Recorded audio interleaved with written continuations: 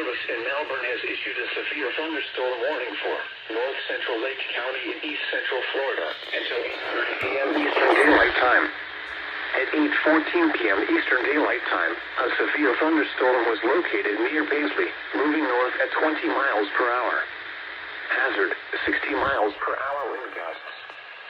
Source, radar indicated. Impact, expect damage to roofs, siding, and trees.